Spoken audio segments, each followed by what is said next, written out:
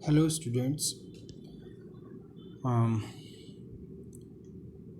Today we will discuss about the one group disconnection.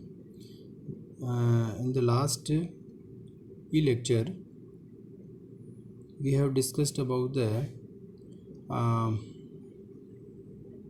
disconnection of benzene ring and attached heteroatom. अब देखिए चूँकि जो benzene ring पर जो फंक्शनल ग्रुप अटैच्ड होता है उसके डिस्कनेक्शन में हमें ये डिसाइड करने की आवश्यकता नहीं होती कि उसमें कहाँ से डिस्कनेक्शन करना है, क्योंकि उसमें जो अटैच्ड फंक्शनल ग्रुप है उसी को हम डिस्कनेक्ट करते हैं. In the continuation of this thing, one group disconnection means जो कार्बन एटम है उसके साथ में अटैच जो हेट्रो एटम है उस बॉन्ड को हम डिस्कनेक्ट करते हैं. और ये इजी होता है, इसलिए हम इसको जो है डिस्कस कर रहे हैं. तो carbon oxygen, carbon nitrogen, carbon sulphur, इस टाइप के यदि बॉन्ड हैं तो उनको हम उस बॉन्ड से हम डिस्कनेक्ट कर लेते हैं. तो ये जो डिस्कनेक्शन है इसमें देखिए, for example here the target molecule 1 RX, we disconnect it with this bond CX disconnection. Then the synthon is R plus and X minus 2 and 3. These are the synthons. For this synthon, the reagents are alkyl halide and HX. Okay. और इसका जो synthesis होता है वो synthesis जो है वो nucleophilic displacement bye SN1 और SN2 और carbonyl substitution with amines, alcohols and thiols on the carbon electrophile. ठीक है.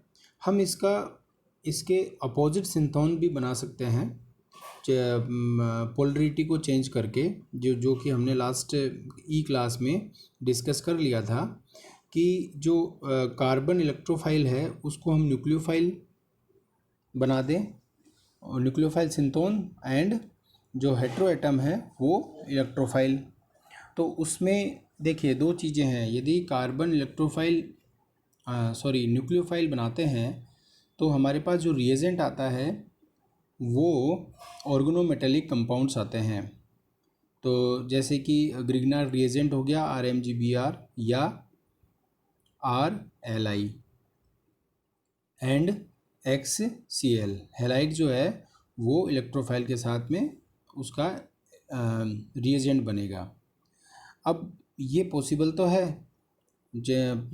पोलरिटी को चेंज करना, लेकिन ये जो सेकंड और थर्ड रो के जो एलिमेंट्स हैं जैसे कि sulphur, silicon, phosphorus and selenium, इनके लिए ज़्यादा रिलायबल रिएक्शन होती है. तो उसके लिए जो रिएजेंट्स होते हैं वो generally RSCl, Me3SiCl and PH2PCl. अब यहाँ पर हम कुछ एग्जाम्पल लेते हैं जिसमें कि वन ग्रुप CX डिस्कनेक्शन होता है. फॉर एग्जांपल कार्बोनिल जो डेरिवेटिव्स हैं, जो कार्बोनिल कंपाउंड्स हैं, उनका डिस्कनेक्शन हम किस प्रकार करते हैं. तो इसमें देखिए यहाँ पर मैंने एक एग्जांपल लिया है कि इसमें ये एस्टर है RCOOR. इस एस्टर में if you disconnect the CO bond से डिस्कनेक्शन होगा तो ये आपके दो सिंथोन बनेंगे, RCO जो कि इलेक्ट्रोफाइल हो गया, और मीन्स R1CO जो कि इलेक्ट्रोफाइल है, and R2O that is nucleophile. तो इसके लिए जो आपके रिएजेंट्स हैं वो अल्कोहल एंड एसिल क्लोराइड हो गया। और इसी प्रकार से यदि आपके पास एमाइड है तो उसमें भी RCO डिस्कनेक्ट विद NHR2, तो ये आपका एमीन हो गया और एसिल क्लोराइड हो गया। अब देखिए एसिल क्लोराइड हम इसलिए यहाँ पर रिएजेंट लेते हैं because acyl chloride are these are the most electrophilic in all the acid derivatives, ठीक है, because this is the hierarchical reactivity of the acid derivatives। जो आपका एसिड डेरिवेटिव है वो acyl chloride can be made from the acid with PCl5 and SOCl2, right? And other derivatives can be made from acid chlorides easily. Acid chloride is most reactive and amide is least reactive, okay? And we can make the amides from acid chloride, anhydride, esters, okay? But there is one difficulty, one important thing is that it is very difficult to make any other derivatives from amides. So wherever carbonyl derivative disconnection is possible, only acid chloride is the most reliable reagent for this disconnection, ठीक है। अब देखिए यहाँ पर हम एक example लेते हैं propanil, this is the target molecule. यहाँ पर एक बेंजीन रिंग है जिस पर 2 क्लोराइड एटम जुड़े हुए हैं और इसमें एक जो है एक ग्रुप जुड़ा हुआ है CONH, ठीक है। यहाँ पर देखिए this is the acid derivative also, ये डिस्कनेक्शन होगा CO बॉन्ड, मतलब CO और NH का जो बॉन्ड है उसमें CN डिस्कनेक्शन होगा। CN डिस्कनेक्शन होगा तो जो रिएजेंट बनेगा आपका दिस इज़ C2H5COCl 1, ये तो आपका इलेक्ट्रोफाइल हो गया।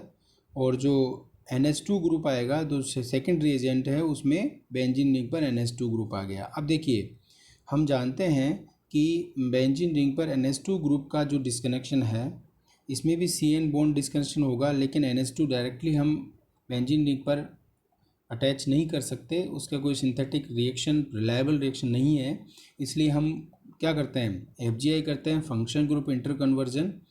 तो उसमें NH2 ग्रुप को कन्वर्ट करते हैं NO2 ग्रुप में, और जब ये NO2 ग्रुप को CN डिस्कनेक्शन करते हैं तो हमारे पास डाइक्लोरोबेंजीन जो स्टार्टिंग मटेरियल है वो हमें मिल जाता है। और इस रिएक्शन में एक इम्पॉर्टेंट चीज़ ये है कि देखिए यहाँ पर जब हम सिंथेसिस करते हैं स्टार्टिंग मटेरियल कंपाउंड 4 का, तो सब फिर क्या करेंगे, इसका नाइट्रेशन करते हैं। अब नाइट्रेशन में इम्पॉर्टेंट चीज़ ये है कि ये इस पोजीशन पर मीन्स एक क्लोराइड की मेटा पोजीशन पर है और दूसरे क्लोराइड की पैरा पोजीशन पर है। तो इसमें स्टेरिंग हिंड्रेंस, क्लोराइड का स्टेरिंग हिंड्रेंस होने के कारण जो NO2 ग्रुप है वो इसकी एक के पैरा और दूसरे के मेटा पोजीशन पर आता है, ठीक है। ये डीएक्टिवेटिंग ग्रुप होता है और ये जो कॉन्जुगेशन है उसके द्वारा तो ये डोनेटिंग इफेक्ट लाता है, और जो इसका इंडक्टिव इफेक्ट है क्लोराइड का उसकी वजह से ये विड्रॉविंग इफेक्ट लाता है, ठीक है। तो NO2 ग्रुप इसके पैरा पोजीशन, एक क्लोराइड के पैरा और दूसरे के मेटा पोजीशन पर अटैच हो जाता है। उसके बाद में हम क्या करेंगे, इसका रिडक्शन करेंगे। तो रिडक्शन में इसमें हम टिन की बजाय इसमें हाइड्रोजन और पैलेडियम कार्बन की प्रेजेंस में इसका रिडक्शन करते हैं।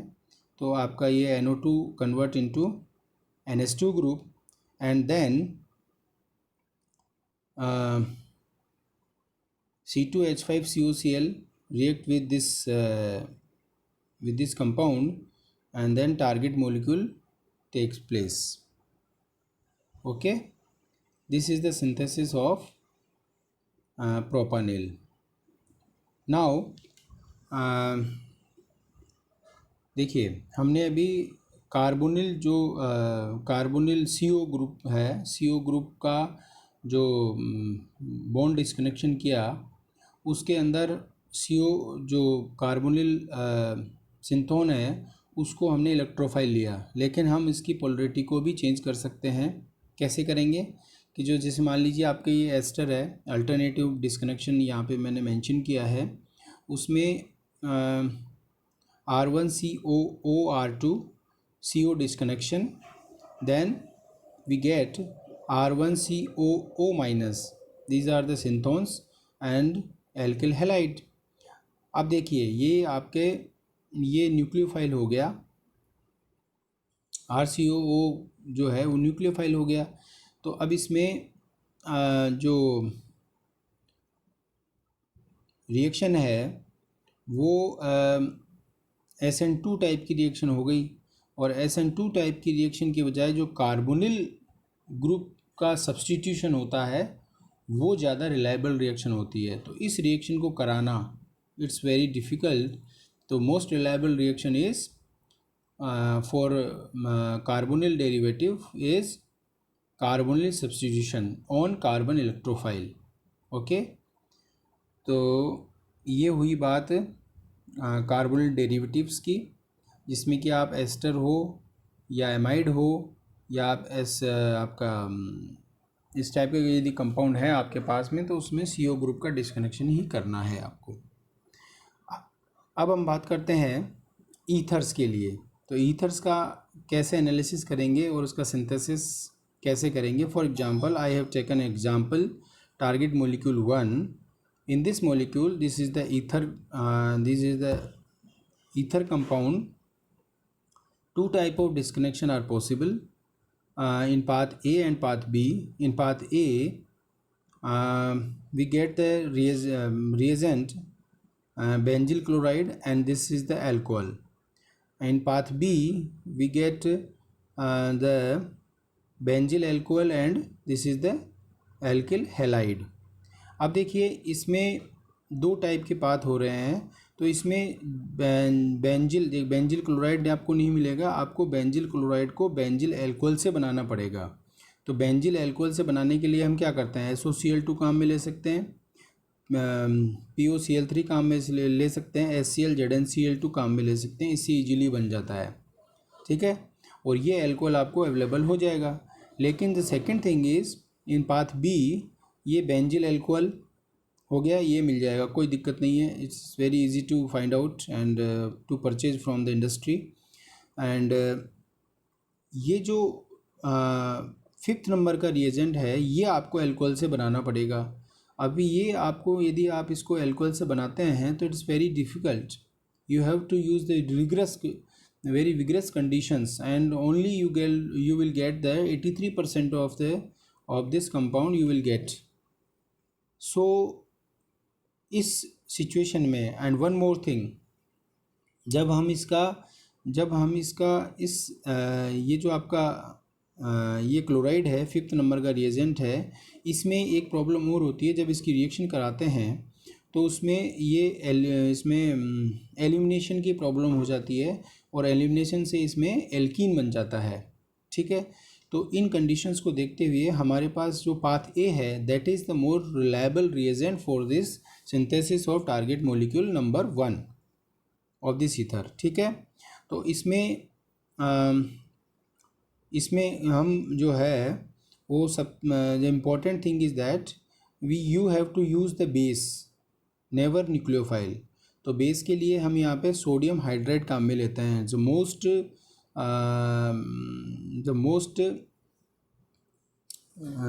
Basic is the most basic, never nucleophile. Okay, so इसमें जो है आपको न्यूक्लियोफाइल काम में नहीं लेना है, आपको बेस ही काम में लेना है। ठीक है। तो इसकी प्रेजेंस में सबसे पहले क्या होगा, बेस की प्रेजेंस में जो एल्कोहल है वो एनाइन बनाएगा, एल्कोहल का एनाइन बनेगा, और एनाइन की रिएक्शन बेंजिल क्लोराइड जो है आपका, जो आपने बनाया है, उससे रिएक्शन होगी इसकी, then you will get the 85% of this ether compound. ठीक है। And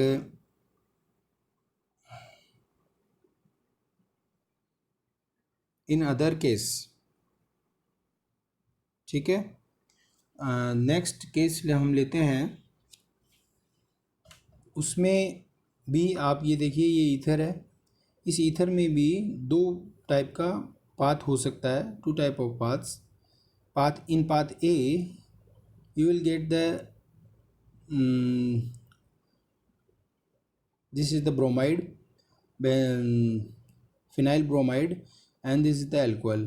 In path B the phenol fourth, number 4, and this is the bromide. अब देखिए, सबसे इम्पॉर्टेंट चीज़ है कि बेंजीन रिंग पर ब्रोमाइड है, तो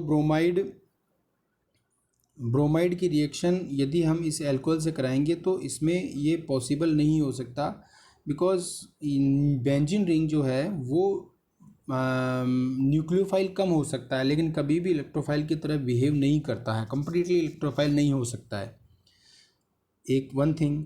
दूसरी बात यह है कि फिनोल जो है वो ज़्यादा एसिडिक होता है बजाय अल्कोहल से, ठीक है, इसकी एसिडिटी ज़्यादा होती है, इसलिए ये एच को, जो हाइड्रोजन है, उसको प्रोटॉन के रूप में निकाल सकता है। तीसरी बात है कि जो बेस है वो आपको ज़्यादा स्ट्रॉन्ग लेने की आवश्यकता नहीं है, इसमें आप जैसे NaOH है उसको आप ले सकते हैं, तो इसलिए path B is more reliable and preferred.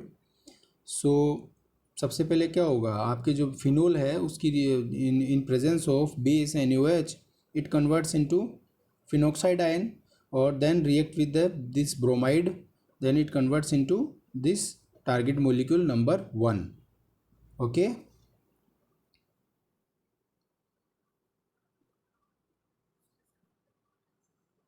बाकी का नेक्स्ट टर्न पे करेंगे।